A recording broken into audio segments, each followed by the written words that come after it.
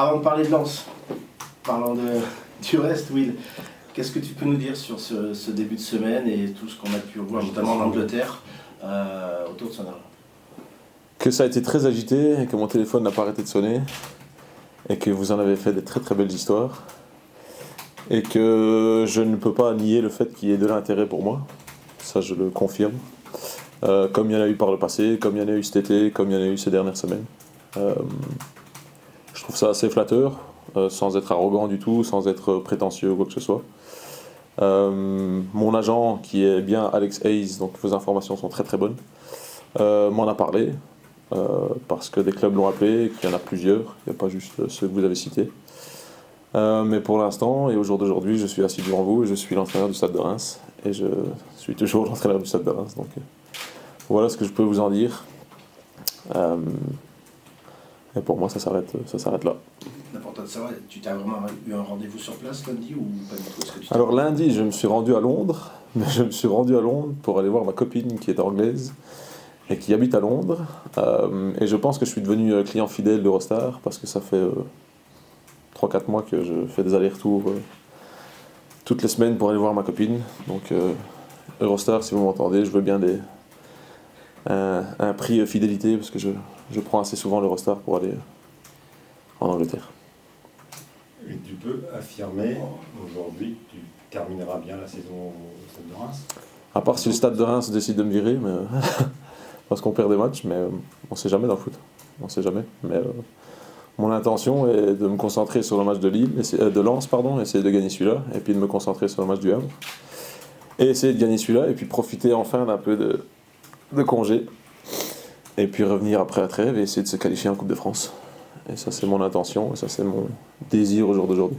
Vous comprenez Est-ce que oui, tu as eu un entretien avec les dirigeants, avec le président à propos de cette histoire? Est-ce que vous êtes...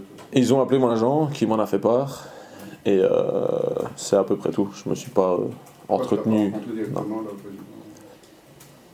Vous comprenez que quand l'affaire, je mets des gros guillemets, quand l'information est sortie, ça a pu entamer la confiance des supporters qui sont très attachés à vous et peut-être aussi celle des joueurs qui se disent on va le garder encore 6 mois ou il veut vraiment partir, ils ne savent peut-être pas sur quel pied danser. Ah mais je m'y attendais, hein. Sincèrement, je savais qu'il y a bien un moment, et on me l'avait dit à l'avance, on m'a dit oui, là tout est beau, tout est rose et tout se passe très bien. Mais à la moindre occasion, les gens vont essayer de changer l'image que tu as et essayer de te faire passer pour un mercenaire ou je sais pas quoi. Ça me fait rire plus qu'autre chose. C'est comme dire, moi je vais envoyer mon CV à Man United parce que je sais que Eric Ten Hag est sous pression. Je veux bien que je suis con, et je suis pas le plus intelligent, mais je suis quand même pas con à ce point-là. Et le président m'a déjà dit que ces histoires lui prenaient la tête, et il m'a déjà dit ouvertement, et on en a rigolé. J'en ai parlé aux joueurs hier quand l'histoire est sortie dans l'équipe, et on en a rigolé, parce que je vais rester honnête, et je reste très ouvert à tout ça, et j'ai aucun problème à en parler. Il y a de l'intérêt, il y en a toujours eu. Et si j'avais voulu partir en Angleterre, je serais parti bien plus tôt que les histoires que vous sortez maintenant. Donc non, ça en fait partie. Je sais que les gens aiment bien en parler, je sais que les gens ont leur avis et aiment bien spéculer sur tout ça, mais la vérité c'est que je suis toujours là, et je suis toujours l'entraîneur du Stade de Reims, et je suis toujours très très content d'être l'entraîneur du Stade de Reims. Donc. Est-ce que tu es déçu de tout ça, de ce remue, alors qu'on est encore dans la saison, de tout ce remue-ménage? Est-ce que ça t'affecte un peu personnellement? Non, sincèrement, je trouve ça flatteur, je trouve ça cool, parce qu'au moins on parle de moi.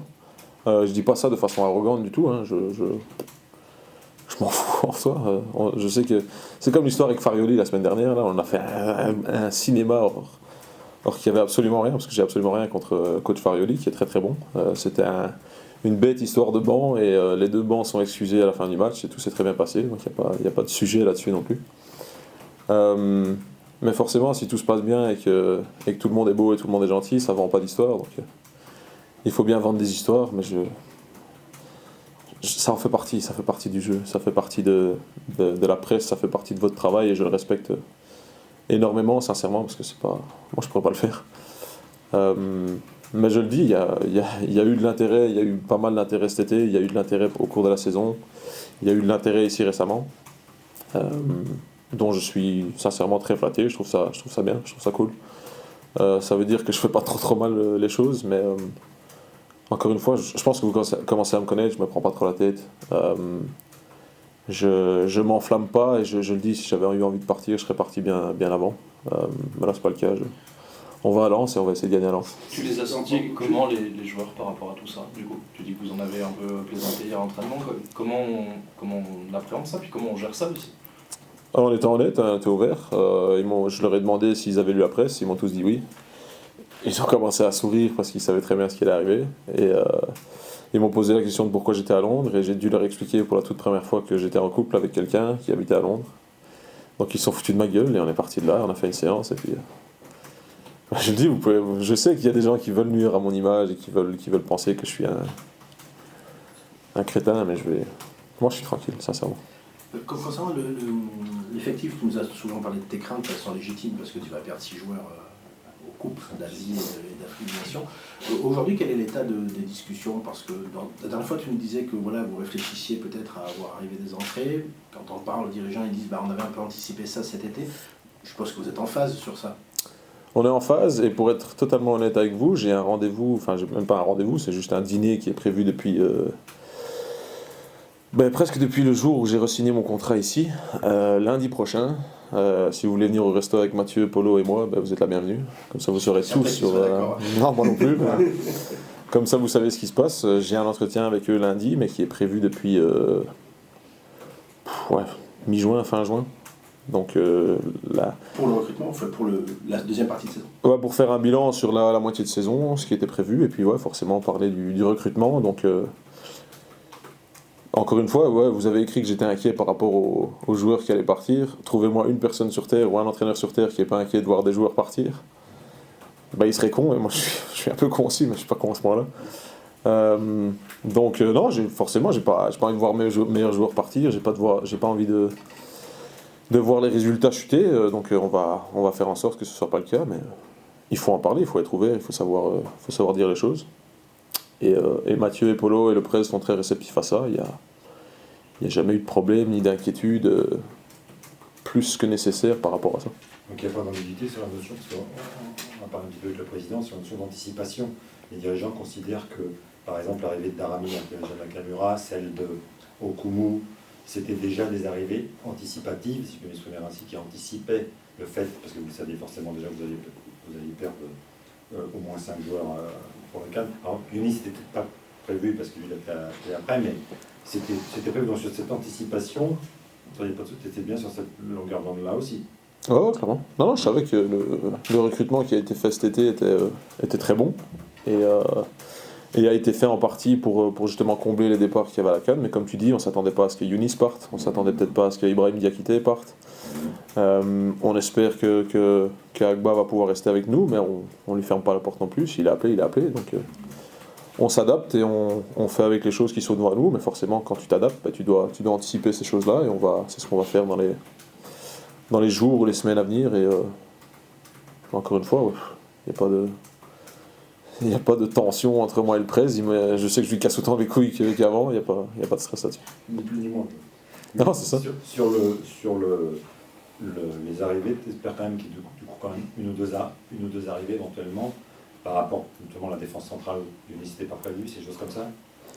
Mais encore une fois, trouve-moi un entraîneur au monde qui n'a pas envie qu'il y ait des nouveaux joueurs dans son groupe, t'en trouveras pas, je pense. Donc non, forcément, si on peut améliorer l'effectif et si on peut rajouter de la qualité, on serait bête de ne pas le faire. Maintenant, comme je l'ai dit la semaine passée, le mercato hivernal il est chelou, il n'est pas toujours très juste. Donc on verra si la possibilité se présente, on verra quel match se présente face à nous et quel effectif on a à ce moment-là, et puis on adaptera.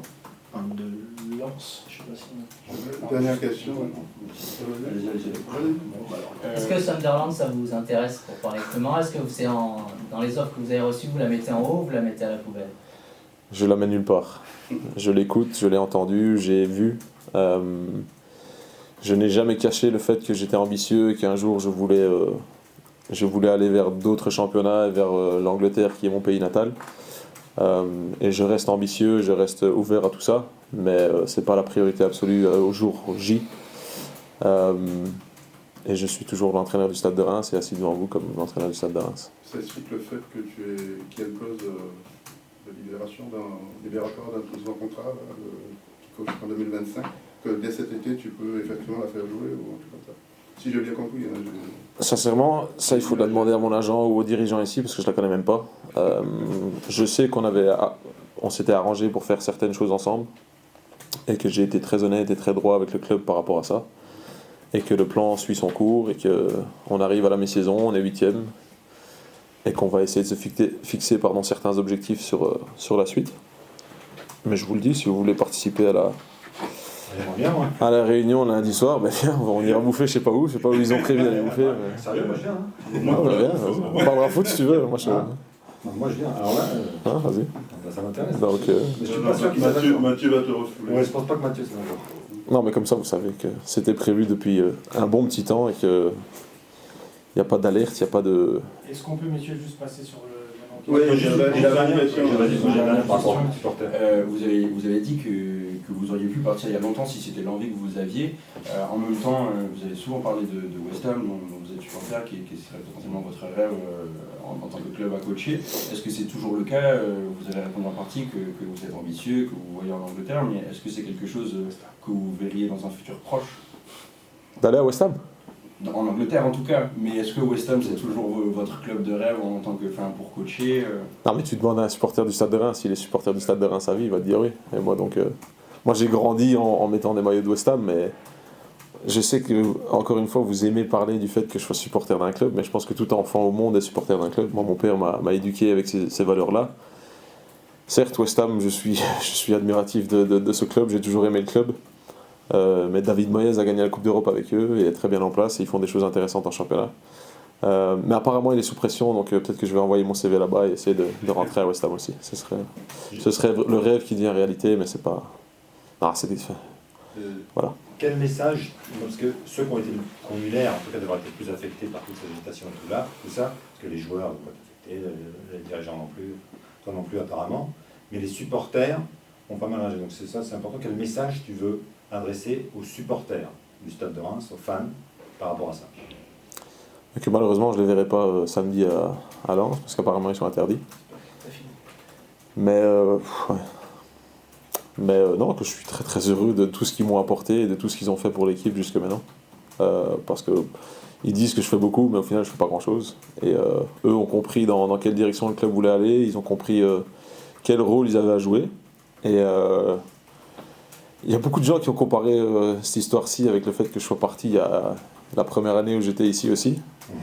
Mais si les gens savaient pour les raisons pour lesquelles je suis parti la première année où j'étais ici, ils se retourneraient 2 fois dans leur tombe, je pense. Je suis pas de ce genre-là, je suis très, très droit dans ce que je fais. Et je pourrais jamais assez les remercier, je pense. Les supporters du Stade de Reims, ils chantent mon nom tous les matchs, j'en suis parfaitement conscient.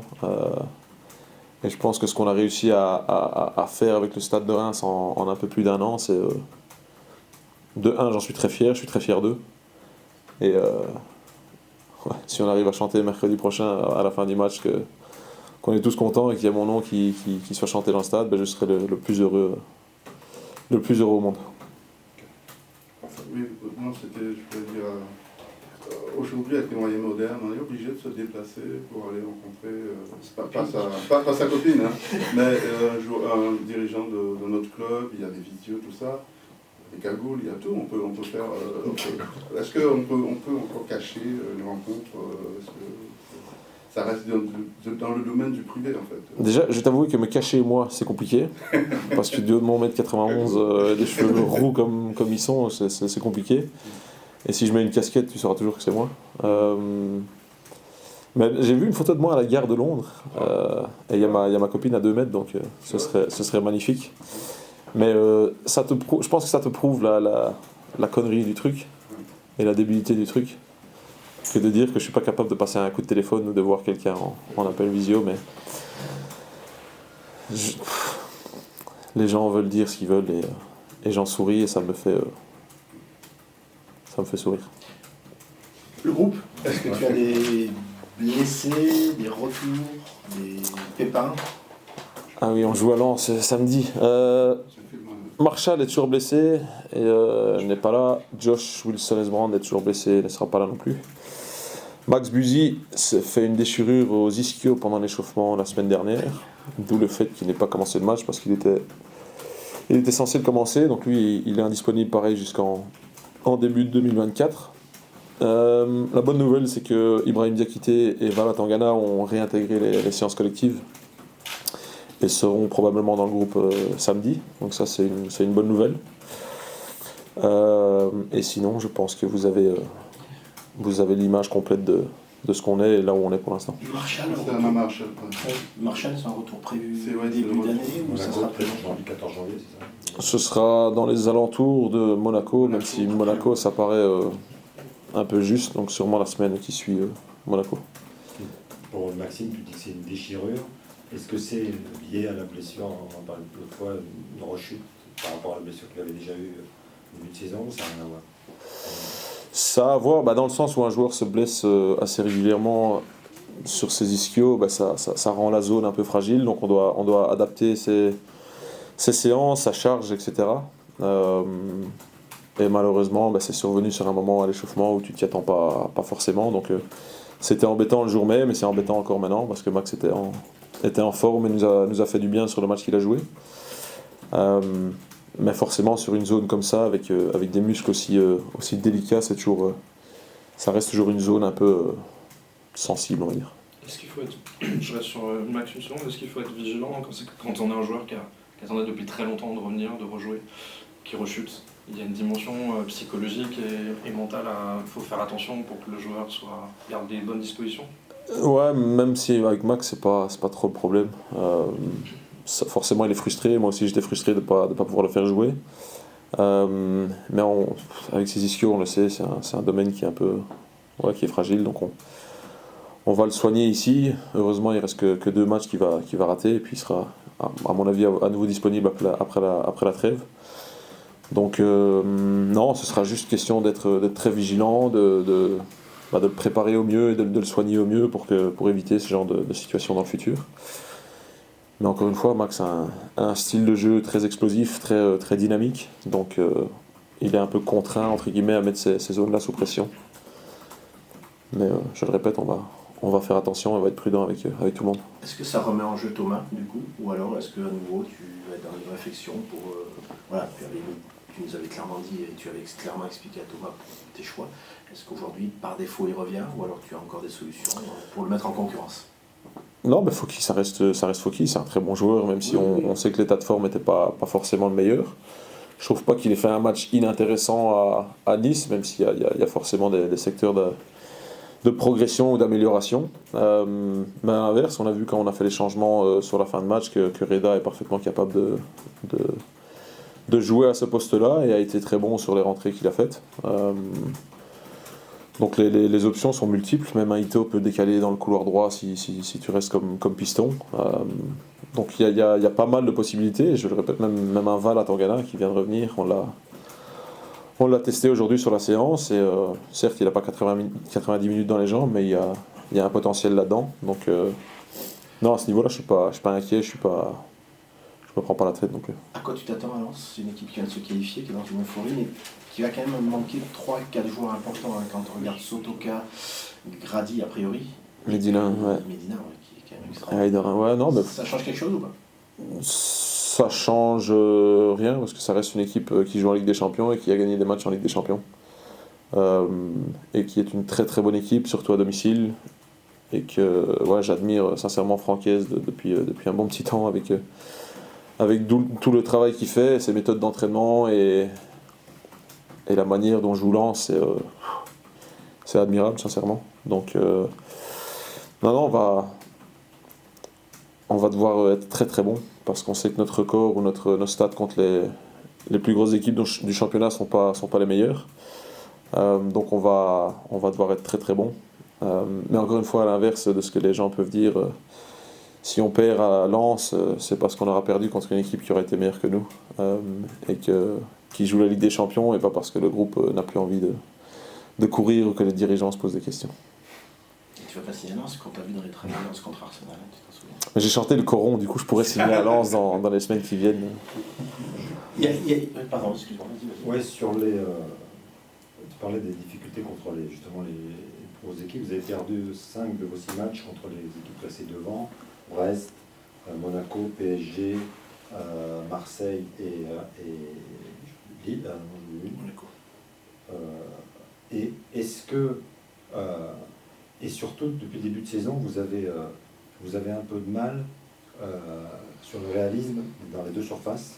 Alors, genre, parce que j'ai regardé un chiffre, là, les fameux East Goals, par rapport à d'autres équipes, vous êtes, mais comme beaucoup d'équipes, vous souffrez d'un certain manque de réalisme offensif, parce que vous marquez 23, 85, 81, vous auriez dû marquer un peu plus de buts, mais surtout ce qui est frappant, c'est le réalisme défensif.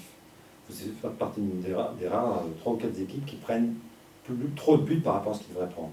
Alors comment, voilà, est-ce que ça c'est vraiment le problème, notamment contre les grosses équipes, notamment à un certain moment du match, j'ai déjà parlé, début deuxième mi-temps, tout ça. Comment tu travailles ça, cet aspect défensif qui parfois vous avez des trous? C'est bizarre parce que j'en ai parlé avec Younis ce matin là, ensemble. Et l'observation est assez simple, c'est que oui, on a gagné pas mal de matchs, mais on en a trop perdu aussi. Et ça, c'est un point de travail parce que moi, ça me prend la tête, comme vous le savez, de perdre des matchs. Et c'est un peu à l'inverse de l'année dernière. L'année dernière, même quand on n'était pas capable de gagner le match, on faisait en sorte qu'on le perde pas. Et à l'inverse, cette année-ci, on a un peu trop perdu. Donc ça, c'est pas bon, ça me plaît pas des masses et je pense pas que ça plaise des masses aux joueurs non plus. Mais comme tu le dis, ouais, t'as l'impression que l'adversaire, pour l'instant, il frappe au but et c'est but, sans mettre en question Yves ou quoi que ce soit, ou la défense ou quoi que ce soit. C'est juste un fait qu'on est obligé d'observer. Et pour moi, ça passe par le fait de limite se faire mal et de savoir se dépasser, de donner ce 5-10% en plus que pour être ou que pour mettre les chances de ton côté pour que ce ballon ne rentre pas dans le but. Et c'est de l'exigence, c'est de la concentration, et c'est les très très petits détails qui contre les équipes de haut niveau font une différence énorme.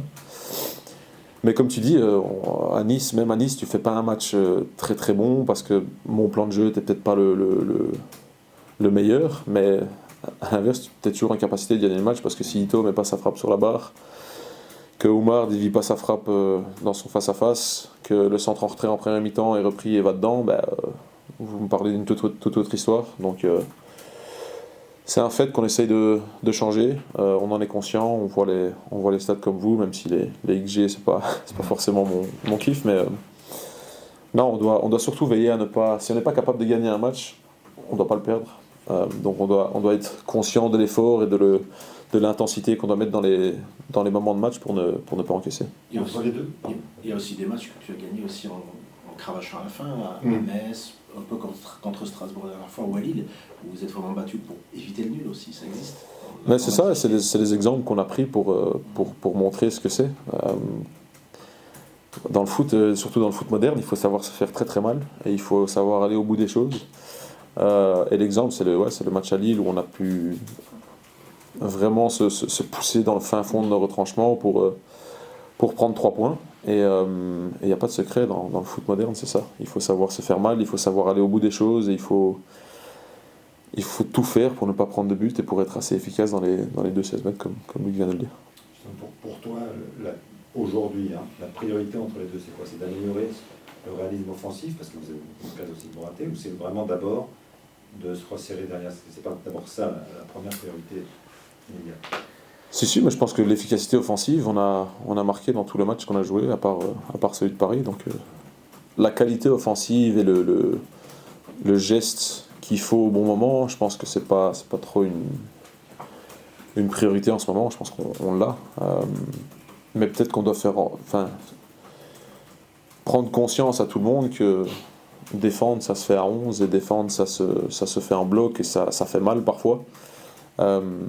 Et c'est pas forcément en restant plus proche de notre but, ou c'est pas forcément en défendant en bloc bas et en étant un peu passif comme on a pu l'être par moment la semaine dernière. Parce que la preuve en est, on a pris 2 buts aussi. Donc non, encore une fois, c'est trouver cet équilibre qui va nous permettre de ne pas prendre des buts, ou d'éviter le maximum d'occasions contre nous, pour diminuer justement cette chance de prendre des buts et la probabilité d'en prendre. Et puis, Comment va Yevan? Est-ce que vous avez discuté cette semaine? ouais, non, forcément. Mais Yev est conscient qu'il a commis une erreur. Yev est conscient que ça nous a coûté des points. Mais au-delà de ça, je pense que je l'ai dit ici dans le débrief mardi quand je suis revenu de Londres, justement, que moi je fais des erreurs tout le temps. Peut-être que les consignes d'avant-match n'étaient pas assez claires, peut-être que l'entraînement la veille était trop poussé ou pas assez. Donc des erreurs, j'en commets tous les jours. Donc je vois pas pourquoi Yev ne pourrait pas commettre d'erreurs, je vois pas pourquoi Agba ne pourrait pas en commettre. Ça arrive, tant qu'on apprend de ces erreurs-là et qu'on fait pas les mêmes conneries les semaines d'après, on est toujours jeune et on va continuer de progresser, d'apprendre, et ça fait partie du Stade de Reims pour l'instant, c'est ce que j'ai dit la semaine dernière aussi.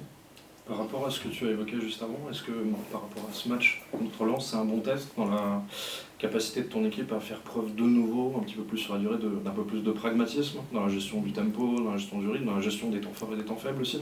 Puisqu'on avait remarqué en début de saison que justement ton équipe avait été capable d'être pragmatique sur des matchs où elle était un peu plus en difficulté.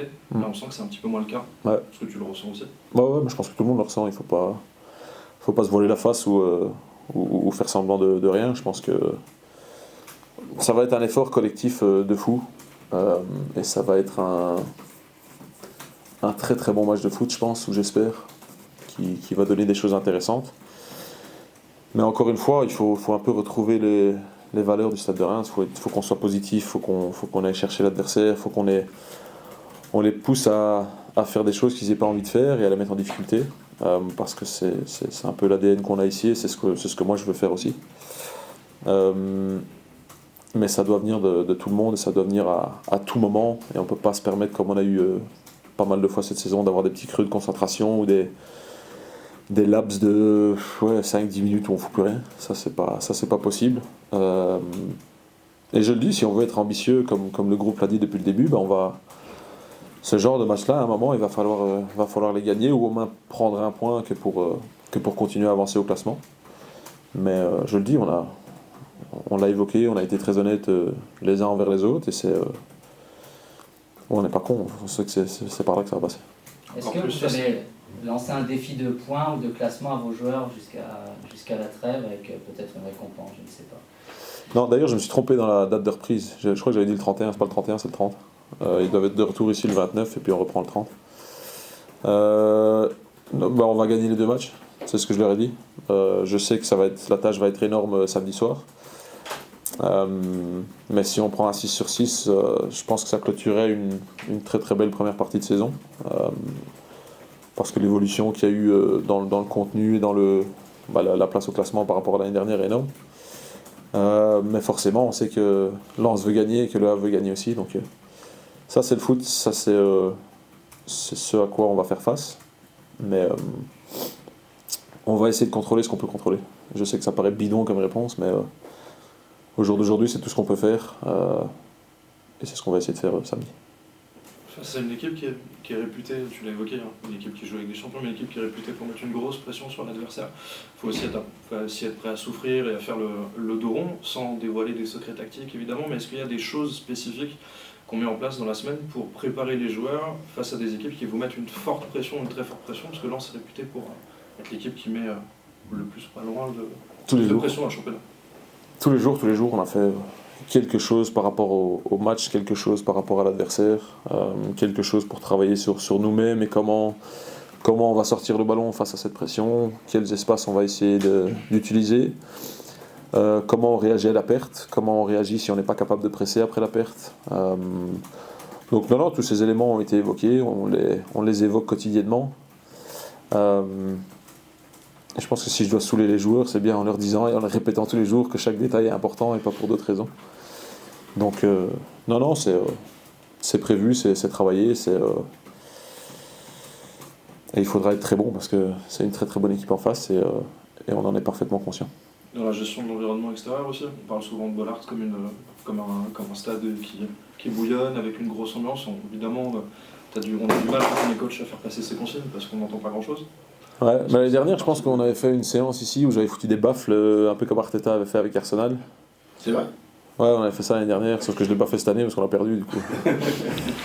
On va pas faire ça, mais On en a parlé ce matin, là. On a montré l'équipe de Lens, ce qu'ils faisaient. On a regardé tous leurs matchs ensemble. Et j'ai posé la question de qui a déjà joué à Bollaert. Et la plupart m'ont répondu. C'était commencé pour que les nouveaux sachent à quoi s'attendre. Moi, j'aurais beau m'agiter comme un saucisson le long de la ligne, ils ne m'entendront pas, ils ne me verront pas. Donc il y aura une prise de responsabilité à avoir ou à faire. Il y aura certaines situations qu'ils vont devoir résoudre eux-mêmes, et c'est essayer de leur donner le plus de clés ou le plus d'options possibles dans les cas différents. Donc c'est chose faite. Je vais mettre le plan de jeu en place. On va décider avec le staff de l'équipe qui va commencer. On va essayer de leur donner toutes les clés pour prendre les 3 points. Mais je le répète, pendant le match et pendant les 95 minutes qui vont se jouer, ce sera à eux parfois de devoir prendre des décisions et de devoir faire des choses. Alors justement, vous parliez de la notion de parfois manque de concentration, de devoir se faire mal. À quoi ça tient, justement, les petits détails que vous évoquez? Est-ce que le groupe, physiquement, vous le sentez prêt? Est-ce que le groupe a ce qu'il faut? Ou est-ce qu'il y a encore du travail à faire? Et je pense notamment aussi à la lucidité sur le terrain, etc. Comment vous sentez justement l'état du groupe? Non, physiquement, je le sens prêt parce il y a eu des matchs où on a le plus couru dans le championnat, où on a l'équipe qui a le plus couru dans le championnat, on a mis le plus de haute intensité. Mais tu fais bien de le dire parce que Lens, c'est l'équipe qui court le plus à haute intensité et qui fait le plus de sprints. Donc j'ai posé la question ce matin aux joueurs, encore une fois, je leur ai dit qu'est-ce qu'on doit faire pour gagner le match. Mais on doit courir, et même Ito m'a répondu en français, donc je pense que tout le monde l'a compris.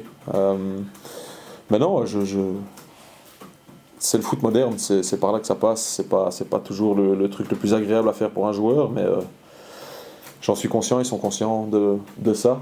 Et mais il n'y a pas trop d'inquiétude. Je pense que physiquement on est préparé depuis un bon moment. C'est juste parfois ce déclic mental ou dans la tête de se dire allez, on y va, même là ça fait mal, mais il faut se faire encore plus mal. Donc on y travaille, on essaie de mettre en condition à l'entraînement, et ça passe par là. Tu m'as souvent répété ces derniers temps que tu n'accordais pas forcément une énorme importance au dispositif tactique, au système tactique.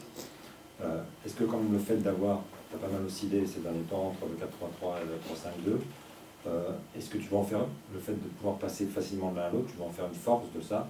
Est-ce que dans ce cadre-là, comme tu disais tout à l'heure, la priorité, c'est de défendre en avançant quel que soit le système? Affirmatif. Mais si tu es capable de me dire quel système on a joué la semaine dernière, je t'appelle monsieur. La semaine dernière Commencer avec toi. À 3 derrière, à 3 centraux, et au départ en tout cas, 3-5-2. un genre de 3, un genre de 3-5-1-1. 3-5-1-1. Et avec défensivement, ça, ou avec le ballon? Plutôt défensivement. Non, défensivement, c'était un 4-4-2 à plat, parce que Fouquet poussait au-dessus de Agba qui joue au latéral droit. C'était quelque chose que tu avais prévu avec Max ou tu as réadapté? Non, c'était prévu avec Max, donc j'ai pas voulu changer les choses à la dernière minute pour pas créer de... Allez, quand vous avez le ballon, vous repartez... Là, tu repars à 3.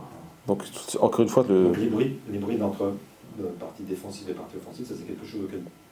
Voilà, on travaille. Je tiens beaucoup à ça. Ouais, mais même Lens, ils attaquent d'une certaine façon, ils ont une certaine animation avec le ballon, ils défendent d'une autre façon. Donc, Le Sénériquet, mais sur PSG, tout le temps. c'est juste, c'est quels espaces on doit occuper, et comment on doit faire les choses pour essayer de gagner le match. Donc, pour être plus costaud défensivement, c'est ça l'idée, c'est de défendre en avançant. C'est ça Il faut être positif. Moi, j'ai envie d'être positif, j'ai pas envie d'attendre et d'être passif. Okay. Donc, non, on va défendre, on va pousser, on va presser, on va essayer de montrer la vraie version du Stade de Reims. C'est celle qui est capable de mettre en difficulté les grosses équipes en faisant preuve d'un peu plus de réalisme et d'efficacité. C'est bon? Merci à tous. Hello. You saw that this week it was a little mess here with all the stories about the coach. How did you, as a player, live this situation? How did you resent that? And with the other players also. Cette semaine a été un petit peu agitée avec tout l'agitation autour du coach. Comment toi, en tant que joueur, tu as vécu ceci et les autres joueurs, comment vous l'avez pris? You can answer. Yeah, I think for us players, it was a normal week. I think it's normal that you have rumors in football. Will is doing a really good job. That's why I think it's normal that people talk and people say something. Will set us clearly how he thinks about it, and we as a team follow. C'est forcément, ces rumeurs, ça fait partie du métier. Will fait un très bon travail, donc c'est normal qu'il y ait des rumeurs qui viennent comme ça. Donc c'est vrai que Will a pris la parole face au groupe. Il leur a expliqué la situation, et puis eux, en tant qu'équipe, voilà, ils restent solidaires et ils ne sont qu'un dans cette épreuve, si on peut appeler ça une épreuve. Il y a un grand mot. Oui.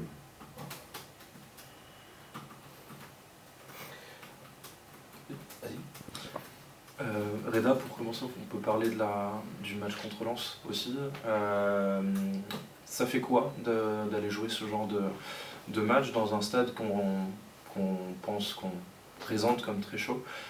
What can you say about the game against Lens this week, and what can you say about the atmosphere of the Bollard Stadium? Yeah, I think it's gonna be a good game, a tough game for us, but we dare to play football too. We want to do our things that we have talked with the coach, with the coaching staff, and I think the atmosphere we've all seen is amazing there, and we're looking forward to go there and play our football. Ça va forcément être un match difficile, ils s'attendent à ça. Après, ils ont à cœur de mettre en pratique les choses qu'ils ont travaillé à l'entraînement avec le groupe et le staff. Mais voilà, hein, comme tu l'as dit, l'atmosphère va être incroyable et ils s'attendent à un gros match. Comment vous vous sentez dans cette équipe depuis le début de la saison? How do you feel in this team since the beginning of the season? Yeah, it's a nice team, it's a nice squad, it's like a family. We're all really close together, and yeah, it's nice to be part of this team.